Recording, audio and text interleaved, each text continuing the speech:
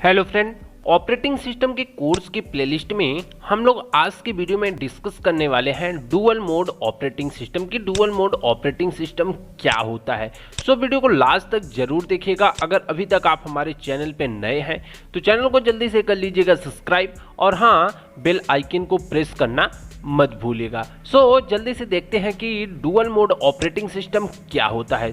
तो dual mode operating system क्या है कि दो अलग अलग सेपरेट पार्ट्स होता है, या फिर कह सकते हैं दो अलग अलग मोड्स हैं, जिसमें एक यूजर मोड ऑपरेटिंग सिस्टम होता है, दूसरा क्या होता है कर्नल मोड ऑपरेटिंग सिस्टम होता है। तो अगर बात करें यूजर मोड ऑपरेटिंग सिस्टम और कर्नल मोड ऑपरेटिंग सिस्टम क्या होता है, तो उस चीज को समझने के लिए हम देखेंगे इस डायग्राम को कि हमारा डुअल मोड ऑपरेटिंग सिस्टम क्या है। कि जब कोई भी यूज़र क्या करता है, किसी भी एप्लीकेशन को ओपन करता है काम करने के लिए, वर्क करने के लिए, जैसे हम क्या करते हैं अपने सिस्टम को, अपने लैपटॉप को, अपने डेस्कटॉप को ओपन करते हैं, तो अगर हम किसी भी एप्लीकेशन को ओपन कर रहे हैं अपने काम को करने के लिए, तो बाय डिफ़ॉल्ट सेटअप जो होता है वो किस में होता है, यूज़र मोड में। जहाँ पे हम वर्क करते हैं वो हमारा क्या होता है, यूज़र मोड। जैसे यहाँ पे कह रहा है कि when the computer system is run by the user application like creating a text document. जैसे यहाँ पे हमने क्या किया कि एक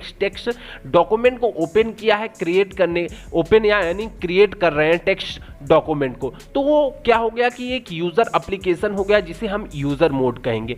अब जब हमने उस टेक्स्ट को ओपन किया, अब हम अगर मान लो उस टेक्स्ट डॉक्यूमेंट में कुछ डेटा को रीड करना चाहते हैं, राइट करना चाहते हैं, या ओवर राइट करना चाहते हैं, ठीक है, तो वहाँ पे क्या होगा कि कॉल फंक्शन जनरेट होगा। कॉल फंक्शन जनरेट क्यों होगा, क्योंकि जब हम किसी भी फाइल को रीड करेंगे, राइट करेंगे, तो कहाँ पे स्टोर होगी, मेमोरी में। मेमोरी अब क्या होगा, एक कंप्यूटर का हार्डवेयर पार्ट हो गया। अब हार्डवेयर पार्ट में जाने के लिए हम किससे परमिशन लेंगे, कर्नल से लेंगे, क्योंकि software direct hardware, memory hardware का यूज़ नहीं कर सकता या फिर एक्सेस नहीं कर सकता। उसके लिए उसको किसकी आवश्यकता पड़ती है, कंप्यूटर के कर्नल मोड की आवश्यकता पड़ती है, क्योंकि कर्नल मोड ये डिफाइन करता है कि कौन सा यूज़र या फिर कौन सा सॉफ्टवेयर क्या कर सकता है कि अपने जो भी कंप्यूटर का हार्डवेयर है उसका एक्सेस ले सकता है। तो अब हम क्या करेंगे, जैसे हमारी टेक्स्ट डॉक्यूमेंट फाइल हमने क्रिएट किया, अब उस फाइल में यूजर प्रोसेस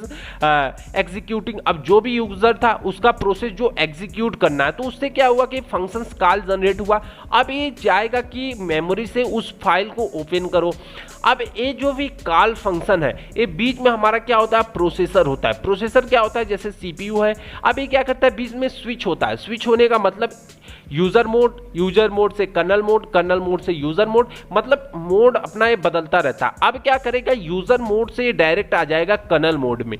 कर्नल मोड में क्या होता है कि इसका जो मोड बिट है 0 है। यहाँ पे जो भी यूजर मोड है उसका मोड बिट कितना है, 0 है। अब यहाँ से स्विच किया तो स्विच करके आ गया कर्नल मोड में। अब कर्नल मोड देखेगा कि क्या एक्सेस देना चाहिए या नहीं। तो अगर एक्सेस देना चाहिए तो मेमोरी के जितने भी डॉक्यूमेंट जिस फाइल के नाम से आपने सेव कर रखे हैं उतने आपके सामने आ जाएंगे, यानी एग्जीक्यूट सिस्टम कॉल्स।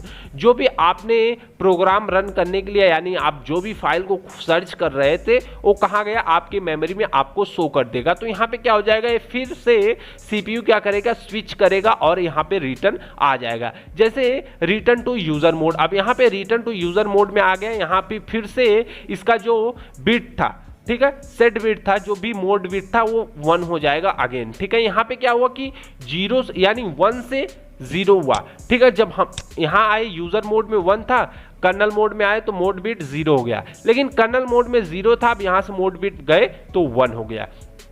तो था ये कर्नल और डुअल मोड ऑपरेटिंग सिस्टम, यानी यूजर मोड। और कोई भी काम जब हम किसी भी टास्क को परफॉर्म करते हैं तो ये 2 मोड में हमेशा परफॉर्म होता है, क्योंकि जहां पे हम वर्क करते हैं वो तो हमारा यूजर मोड होता है। लेकिन जब हम जैसे अगर हमने कोई प्रोग्राम लिखा 2+2 का, तो हमें 4 आ रहा है, तब हमें तो कोई ज़रूरत नहीं। लेकिन अगर उस प्रोग्राम को हमें प्रिंट कराना है कि मॉनिटर पे हम देख पाएँ कि 2+2 यानी 4 उसका आउटपुट आ रहा है, तब हमें किसकी ज़रूरत पड़ेगी? कर्नल की ज़रूरत पड़ेगी। और जब कर्नल की ज़रूरत पड़ेगी तब डुअल मोड ऑपरेटिंग सिस्टम की ज़रूरत पड़ेगी। तब वहाँ पे डुअल मोड ऑपरेटिंग सिस्टम होगा। जब हम 2+2 करेंगे, जब हम प्रिंटफ लगाएंगे, तब वहाँ पे कॉल फंक्शन जनरेट होगा और वो क्या करेगा?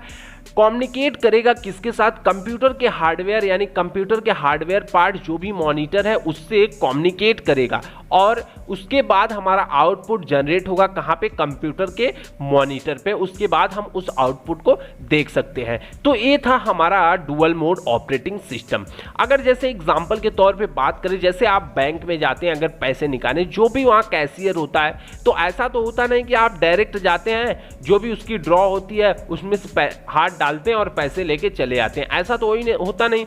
वहाँ पे रूल्स होते हैं, लाइंस होती हैं, उसके बाद फॉर्म फिलअप करते हैं। कोई बंदा पर्टिकुलर, एक कैशियर बैठा होता है, आप लाइन बाय लाइन हर एक बंदा जाता है वहाँ पे, अपनी जो भी उसने फॉर्म फिलअप किया उसको सबमिट करता है, उसके बाद उस पर सिग्नेचर करता है। बहुत सारी ऑथेंटिकेशन की प्रोसेस फिल होती है। उसके बाद वो आपको बंदा क्या करता है? पैसा देता है। तो वो क्या हो गया? जो भी कैशियर हो कर्नल का काम कर रहा है और आप एक यूज़र हो, आप एक यूज़र का काम कर रहे हैं। मतलब जब हमें पैसा लेने की बारी आई तो हमें क्या किया कि डायरेक्ट हम पैसे को नहीं ले सकते, क्योंकि हमें उससे क्या करना है? कम्युनिकेट करना है।